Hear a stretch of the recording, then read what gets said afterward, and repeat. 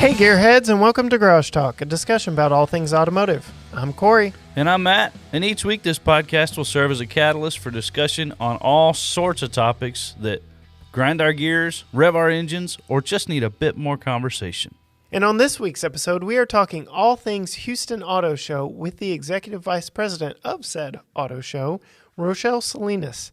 And we are just beyond thrilled to say that we actually have some breaking news this week here on the Garage Talk podcast. Yeah, unofficial release news that you'll have to wait to hear. Yeah, so just, keep listening because we can't give it all to you right up front. Right. But it is in this episode. Yes. I promise it is in this episode. We're just very excited. We had an awesome conversation with RoShelle, not only about the Houston Auto Show, its history, and her involvement with it, but her own personal car history and some international legal automotive trouble. We'll just kind of leave it at that. Speculated. Yeah. It's unconfirmed. Right. Yeah. So all that to say, we had a blast of a time and cannot wait to share the episode and conversation with RoShelle with you, our listeners. So we'll just jump right into it. Well, thank you, RoShelle, for joining us. Very exciting news to cover with you this evening and some things to talk to you about. But first, before we dive into all things Houston Auto Show, why don't you tell us a little bit about yourself? Maybe some fun car stories, notable cars that have led you to where you are currently in the automotive industry. Well, I think my automotive story is a story of destiny. That I didn't even realize. And it started in college. I studied public relations communications, and that was my plan. But I really didn't have a yearning to be in a particular industry. I liked sports and I liked hospitality, and but I didn't have anything lined up when I graduated. And the summer before my senior year of university, I actually went to Mexico on an exchange program to become fluent in Spanish. And thankfully, on my second day there, I met my now husband, and he really taught me a lot of Spanish. But then it also convinced me that when I graduated U of H, the University of Houston, I didn't have any job plans. So I said, well, you know what? I think I should just go back to Mexico and continue my Spanish journey and my love life. And if this all works out well with this guy, great. If it doesn't, I'll at least know Spanish.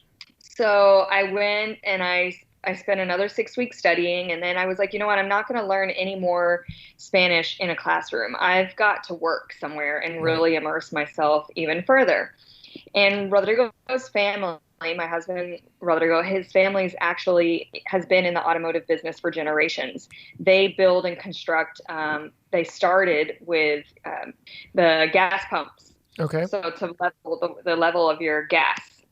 And I'm thinking of the word in Spanish and not in English right now. So the level inside of the gas pump to measure gas. And they started this back in the 40s and 50s, this business. And now, it's expanded and they do harnesses and all types of aftermarket equipment. Awesome. And so I started working with them in their sales marketing department. And then within 3 weeks, they were like, you know what, this employee over here in logistics had to go. So we're going to need you to be international purchasing and logistics. Nice. So I was buying all the raw materials from South America, China, the U.S., to bring to the factory in Mexico to make and then, ship out to our U.S. clients. And so that's really where I kind of got my, real automotive start. I learned a lot of engineering terms in business before I even knew them, or in Spanish before I even knew them in English. So it was kind of a funny journey. But then I said, okay, I'm tired of earning pesos. We've got to go back to the U.S. and make sure our cultures mesh in the United States environment as well. So my husband and I moved back here, and I ended up working in tourism in Galveston. Nice. And after that, I got a job at an ad agency. Well, turns out my ad agency, my clients were the Honda local dealers, the Universal Technical Institute for technician students, and the Grand Prix of Houston IndyCar Racing, and the Houston Auto Show. Fantastic.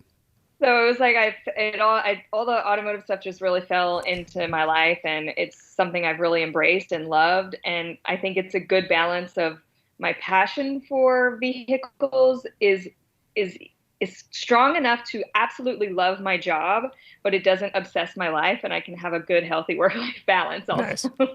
Very cool. And so then the auto show brought me in-house about 6 years ago.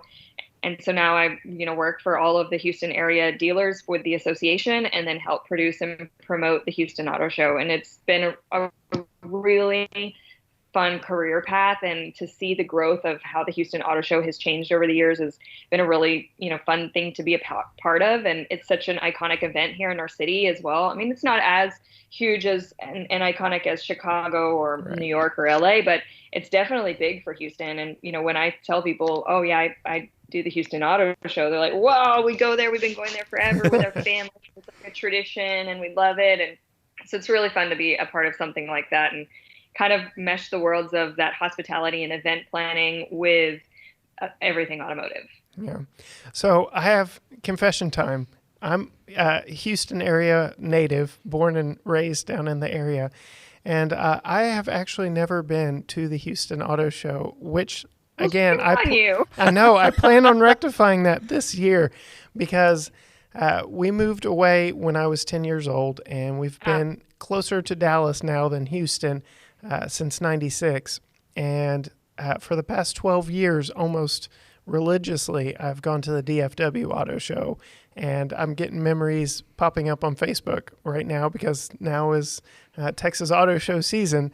And so I'm seeing all these old pictures, and I'm like, man, I really miss going to car shows and seeing them myself and being able to sit in them. And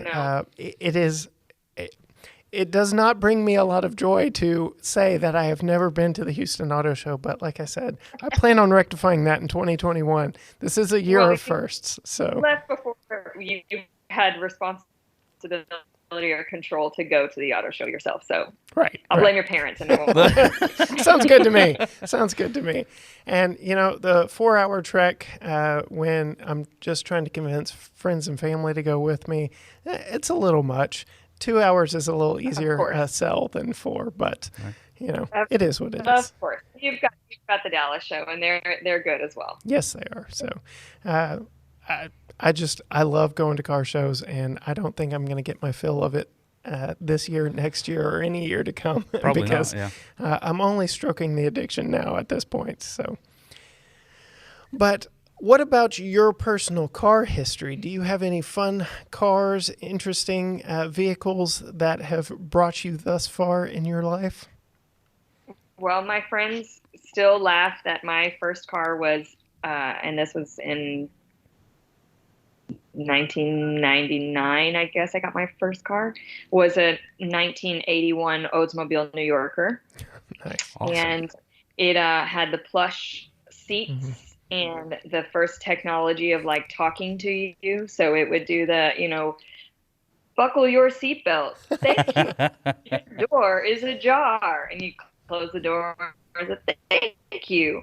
So my friends thought it was the best thing. And I was the first one to have kind of a vehicle. So no one cared that we were, sweating into these huge cushioned couch-like seats in the Oldsmobile. And everyone called it La Cucaracha because they just thought, because it talked, it felt like you were going to honk the horn and play the song. Like, it just was really fitting. And so that was my first car, and I was really proud of it. It kept me safe. Nice. The first day I had my license, I had a crash, but it only turned the fender a little bit on the bumper front, and the lady that I hit, unfortunately, was really damaged. So it was a real tough, strong car, and I'm glad that I had it for about a year and a half, and then my parents let me save up an upgrade to a Dodge Neon right when they had first came out. Ooh. So I was styling. Right. I don't know if that's quite an upgrade. That's a across the lateral board. move. Yeah. And it was like an orange neon color too. Oh, but, yeah. Man, I Naturally. was fly. Nice. Love it. Was it automatic or manual? Automatic. Okay. Yeah. All right. I didn't learn to drive a manual until I moved to Mexico. And we lived in Cuernavaca, Mexico, which is a really, really hilly town. And it's a nightmare to learn to drive a manual when you're on hills all the time. Yeah. Yeah, Tyler is notoriously a hilly town, and yeah, I've had to learn on hills, and no, it is not fun, especially when that person behind you is creeping up on you at a red light, and you're like, all right, just don't freak out. Don't freak out. And in Mexico, they're obsessed with their horns. So no matter what, you're going to get honked at. Yeah, so you just and roll I with actually, my other kind of car story is my third vehicle. I've had quite a few. Was the first car I bought myself, and it was the Pontiac Grand Am, and I drove it to Mexico when I moved there in college. I still had it, and I drove it all the way from Houston to Cuernavaca, which is south of Mexico City, and it was a 3-day journey and a very long, adventurous story, but I drove it there until it literally, the wheels were falling off and it would not operate again. And I probably have a wanted sign in Mexico for like not taking the car back across the border. And this was 12 years ago. It is still sitting at the same mechanic shop. Oh, that's funny. That's funny. So I just had to ask, was it a white Grand Am? No, it was silver. Okay. Silver. Well, because Matt and I both had white Grand Ams at different points in our car history, so that would have been just too weird. But yeah, that's great. Just never show your face again, and you'll be fine. I'm never driving across the border. We go, we fly. I'm not driving. There you go. Thankfully, my name has changed since then for getting married, so maybe they won't even realize it. Yeah. But they don't keep records well. Who is this person? I don't even know. All right, so diving in a little bit to the Houston Auto Show, sounds like you've got some exciting news that you want to share with our listeners. So I'll go ahead and let you do the honors. Well, in 2020, everything was canceled. We were so fortunate to be able to have the show in January, and then, that's when the pandemic hit, and we knew that this January 2020 was not going to be feasible for the safety of everyone, especially coming off the peaks of the holiday season and all of that. So logistically, it just wasn't possible to plan January. So we did have the opportunity to pick some May dates, and we picked those, and we were excited. We were planning forward towards it. And then the Houston Rodeo came along and said, no, we're going to move from March to May, so you can't have those dates anymore. Oh. So mentally, I was just like, okay, shut down. I have, to step back and not much to do now wait till 2021, and we'll just accept it, or 2022 rather, and just accept it and move on. Well, we were all very curious about how the largest rodeo in the world was actually going to take place still in May, and turns out they decided they couldn't. And so 2 weeks ago, the rodeo canceled their event, and we said, okay, we're going to plan this in 3 months. I don't care what it takes. We're going to make it happen. Awesome. So now the Houston Auto Show is back scheduled for May 19th through the 23rd of 2021. And we're really excited to have it. It is going to be somewhat limited because, some manufacturers have definitely made the decision that they can't participate in auto shows for this whole year, be it a budgeting or that they're extremely precautious for the pandemic for their staff and their employees and all the people that build and put on the auto shows. So there will be some missing manufacturers. But so we're asking everyone to be patient, be realistic with us, and know that we're trying to put on the best event that we can because we know people want to get out. Consumers still want the auto show experience, and they're still buying cars right now. Oh, yeah. And if they're buying cars, they really want that auto show experience to be able to compare and shop at that exact moment, like they can at the auto show. So we're really hoping that it can be a successful event and that people turn out and check things out. Yeah, when I saw that there were dates for 2021, I was purely elated, and just the option to go and experience all these vehicles that we've seen just in the past few months, that we're starting to see more and more new vehicles and hitting the dealerships, hitting the roads, but just not having the opportunity to go to all those dealerships and sit in them and check them out. It's going to be beyond amazing to head down to Houston NRG Center and check them out all right there without the pressure of a salesman or, all that fun stuff that comes with. Exactly. And to see what's coming out. I mean, I know so many people are really anxious to see the Bronco, the big Bronco, and we've got word that we're going to have that at the show. And Yes. that's really exciting for everyone that loves the Bronco. I was speaking with Kia the other day, and they have a new model that no one is aware of. It's not out yet, that it's a new release that they'll be showing and on display at the auto show. And so I think there's still going to be some exciting news. Awesome. Even in this time where production has been down, inventory has been behind, and there's been, manufacturing issues, people are still moving forward at the best speed that they can. And that's what we want to do for the auto show too.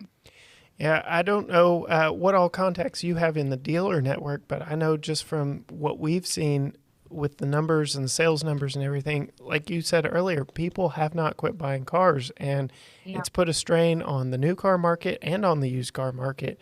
Yeah. That the demand is still there, and production be darned. Like, people are looking for those new vehicles and looking for those new models, and I don't think there's been a more exciting time for vehicle production than there is right now. There's so much going on right now, and companies are really at the top of their game, whether it be performance or off-road or even, dare I say, EVs. Are y'all going to have some EVs at the show, I would assume? Of course. So, with all the commitments from all the manufacturers, it's just going to be really awesome to see not only what y'all are able to put together in a 3-month time frame, but just to be able to experience it again, because I know a lot of my friends in the industry are reminiscing about Chicago Auto Show in 2020 because that was the last show, like, nationally. So what is a normal timetable for putting a show together? Y'all probably start up the next year right after one closes, right? Yeah, we usually start, on initial things about 9 months out. About 6 months out, things really start to pick up. And then, the last 4 months, it's crazy town. And the month of January is always a blur for me. But that's usually our schedule is about, initially 9 months. And so to then turn around and plan something in 3, it's busy. But we're taking taking things off our plate that are usually ancillary events around the auto show, that industry related. Like, we usually have a sales rally breakfast for the local dealers, sales staff, and we're going to hold off on that for this year. And that is all things that we're still planning in this time frame. So if we take that off our plate, it takes down some of the logistics and production that we have to do, and taking away things like that will really give us free up time to make sure everything happens like it's supposed to in these 3 months. Yeah. Well, we will put links in the show notes for anyone interested in the show, directly to the show page, where you can stay up to date with all the latest information as RoShelle and her team frantically get it out in a truncated third of the time that it takes to normally plan a schedule. Our thoughts and prayers are definitely with you and your entire team as y'all work hard to serve the people. And like I said, we are beyond elated. You had Matt hook, line, and sinker when you said Big Bronco. He was telling me before the call that he was drooling over a baby Bronco, the Bronco Sport, today here in town. So, yes, being able to lay eyes on the big kahuna, so to speak, of the Bronco world is, when word gets out, you will have throngs of people just there for that. So that is very exciting news, and looking forward to sharing that with all of our listeners. Thank you. Yeah, we're really excited. Whatever else we find out and uncover it closer, we'll be there too. We'll be promoting it on all our social networks and the website, and including it in some of our marketing as needed and as feasible. Yeah. Will there be a limited amount of people who can attend that event? Are you guys going to limit the tickets and that type of thing, or? Well, capacity is limited to 50% of the number of people that can be in a certain square footage of the building of the space that we're using. It's very complicated how they calculate the attendance. Right. But right now, what that means is about 6,400 people can be in the building at any one time. Okay. Which is no problem for our usual crowd flow, because at one time 6,500 people in a building is a lot. Yeah. So I think we'll be good. Saturday and Sunday, we're really going to have to monitor it and make sure we're people counting, and there may be some lines to get in and such on Saturday and Sunday. But yeah, during the week, it'll be completely fine. We're taking up a lot of space and really widening the aisles. Usually we have 15-foot aisles. We're going to make every aisle between every exhibit 20 feet. So everything will be really much more spread out than usual, and the exhibitors will have even more space to spread the vehicles and stuff too. So it'll look vast, but everything will just be, spread. Yeah, we know a little something about that ourselves. Yeah. So last October, we put on our first car show for the vehicles that typically wouldn't ever be featured in a car show. And we had to spread out quite a ways, and it looked very sparse if we had some drone footage and stuff like that. And it looked sparse, but there was plenty to see and plenty to do. So I have no worries that the Houston show will be 5 million times better than our first annual show. So Absolutely. I'm just... Well, there's always congratulations on your first event. Yeah, you got to start somewhere, right? So that's right. But yeah, we're very appreciative of this, and we will share out any news and notes on the show as we see them through your feeds as well, just to help promote, because again, our show is about promoting car culture and that gearhead mentality. So we will definitely help tell the story that the show is happening this year and get word out for y'all as well, because we are just that excited. Thank you. Thank you so much. Matt, did you want to jump into random misfire? Sure. Yeah, we can do that. So this is a segment we call Random Misfire. It's the dreaded PO300 code that comes up on everybody's car around 100,000 miles that says, hey, there's something not right here. And since all cars should come with 8 cylinders, there's 8 questions. So all right. we got them listed out here. Cory and I will kind of go back and forth with it. I'll ask a question. He'll ask a question.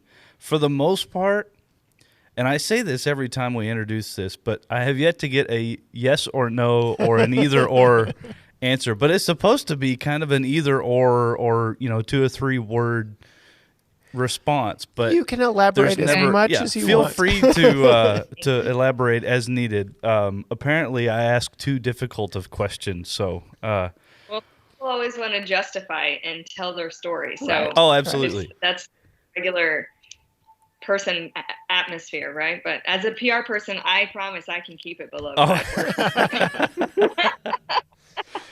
Well, you have the freedom to expound or explain however you'd like. So I'm just laying that out there. So, all right, I'll kick us off with the big one, or I think it's the big one. It's becoming less the big question these days just because of the environment itself. But would you rather have a Wrangler or a Bronco? A Wrangler. I have one at home now. Nice. Okay. What year model? What generation? 2-door, 4-door? We have the 4-door Rubicon 2019. Nice. My husband wants to switch to the Gladiator, but he also has a 1974 Scout in the front yard driveway, and I said, you can't have all of these vehicles. So. Well, I am, sounds like your husband and I are on the same page, because I would love to have either a Gladiator or the Bronco in my driveway. Definitely. Or Gladiator, Wrangler, or Bronco. Yep. I'm coming all around with the are Bronco. good. Oh, But, especially that new diesel Gladiator. I drove that at the Texas Auto Riders Texas Truck Rodeo. I'm wearing the shirt right now as we speak, and that thing just impressed me so much. I believe you even read off some of my words on the award show of that. I did. That's right. So, yeah. Nice. So next question would be for me. Okay, so I've always joked that there's only one question with a right and wrong answer, and this is it. So we'll just get it out of the way right at the beginning. No pressure. Do you name your cars? No. Yeah, well, there she goes. She got it wrong. No, I'm just kidding. Thanks for spending your evening with us. No, I'm just kidding. I'm just kidding. Well, I will say that it's a mental protection for me to not name my cars because I have moved probably 22 times in my life. So I know that I always have to adapt and not hold on to things for too long sentimentally because it will hurt you. And now that I work for the Houston Auto Dealers Association and the Houston Auto Show, I have a new car every year. Yeah. I can't have that relationship. Fair enough. That's close that it has a name. It would kill me every time I had to turn in the car. Fair enough. I'll give you that one. Yep. Good enough reason. So That's it. I will concede. Okay. All right. Favorite. I'll. This is kind of a softball question. Favorite road trip snack. Beef jerky. Nice. Any particular brand? Anything from Buc-ee's. No. Oh, okay. All right. Can't go wrong there. Cannot go wrong there. And for any of our listeners not in the Texas, let's see, I think we have some in Alabama and Florida now. If you are not in any of those regions and have never experienced the true road trip joy that is a Buc-ee's travel stop, Yeah. you got to come to Texas. You got to come visit. Right. So in May, when you're on your way to the Houston Auto Show, be Right. sure to stop by Buc-ee's and pick you up some beef jerky and then come on into the show, right? Maybe some kolaches. There you go. And a brisket kinds of goodies. sandwich. Yeah. Not Yeah, sponsored. No, not sponsored. We're big fans. Definitely be sure to use the restrooms. They're like world renowned for their restrooms. So definitely check them out for that. So especially all you Seattle, Washington folks, as y'all are driving down for that Houston Auto Show, be sure you're going to need a potty break by that point. So, yes, absolutely. Make sure and hit up at Buc-ee's. All right. So another fun one. Favorite driving song? The song that you just crank up and drive to. Oh gosh, y'all are everyone's gonna send you like make fun of me mail for this. I am when I'm in road tripping, okay, and we used to go to, here's my long answer for you, Matt. We used to drive to Angel Fire, New Mexico from Houston to go skiing every year. And I would always take the late night shift to drive, like 3 a.m. to 9 a.m. drive. And I would jam anything Sarah McLachlan or Jewel so loud, singing my heart out, and everyone else would be dead asleep saying, how can you drive to this melancholy singer-songwriter music? And I'm like, I know, it makes me so emotional. I was thinking she was going to bust out with some bop or something like that. But No. yeah, I don't know how you could pull a night shift listening to that. I've got nothing wrong with it. I just don't think night shift driving duty when I think of Sarah McLachlan. Sure. Awesome. All right. So would you rather have or rather drive a manual transmission or an automatic transmission? Oh, how far am I driving? Let's say for your daily driver. Conditions. Daily driver, I want an automatic. Okay. Under what conditions? Seems like there are situations in which you would entertain. Well, if I'm driving like scenic country roads and you got some fun turns and no minimal traffic, like manual, and depending on the vehicle, it's probably going to be more fun. Definitely. All right. Definitely. We both approve. Yeah. All right. Favorite car? So we are currently building a dream car bracket challenge on our social media for the month of March. And we will put your answer on our bracket.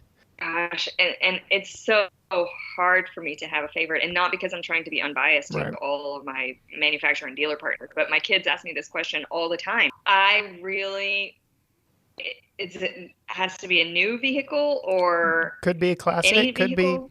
just if money were no object, what vehicle would you just say that is I've got to have that in the driveway? Well, when I'm in my 70s, I really want to be driving like a 1970s Jaguar.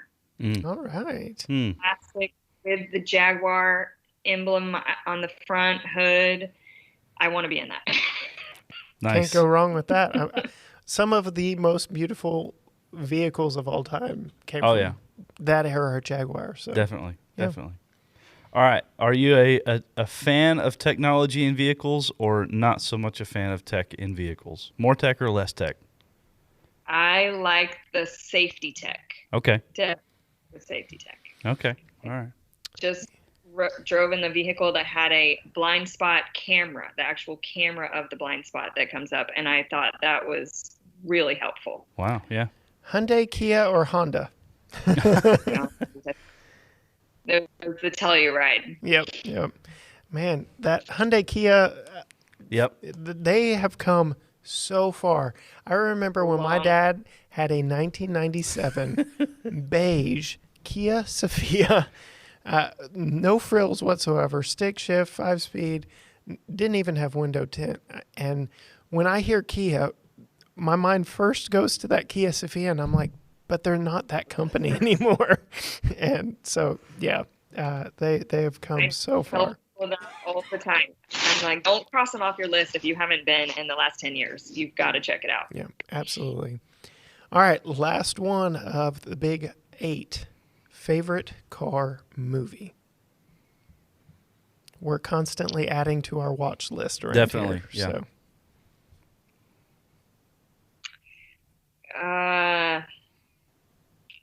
I'm kind of a sucker for all the series of the Fast and the Furious. Can't go wrong there. That's it. My wife has been on this. Could I be more 90s nostalgic? I know, right? Sarah McLachlan. That doesn't quite mesh with Fast and Furious, but, we'll make it work.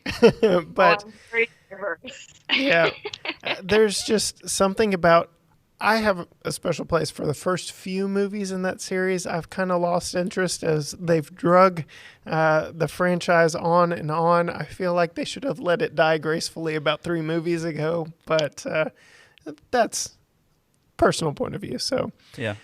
Probably so. You're probably right. yeah. I'm just irritated that they pushed off the 9th iteration until this year. I was ready for it last year. Well, RoShelle, we thank you so much for joining us. It has been fun picking your brain. We're very excited. We will wait with bated breath to see you in person at the Houston Auto Show this May. We're very excited about that. If folks want to check you out, we can put the link in the show description below, but it's also HoustonAutoShow.com. And just absolutely looking forward to seeing you this May 19th through the 23rd, correct? Yes, thank you. This has been a lot of fun and a great time chatting with you guys. Yep, and thank you again so much. And like I said, look forward to seeing you in person.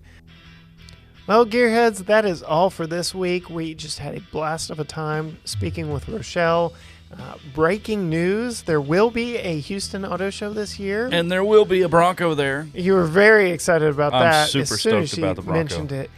But be sure to stay tuned and subscribe to this podcast because we have got an extra special episode breaking next week. We have an exclusive interview with somebody who may or may not have done a little race called the Dakar Rally. Mm-hmm. Yeah. So stay tuned for that. But if you want to know more about the Houston Auto Show, head on over HoustonAutoShow.com. More of what we're into, GTGarageTalk.com. And until next time, bye.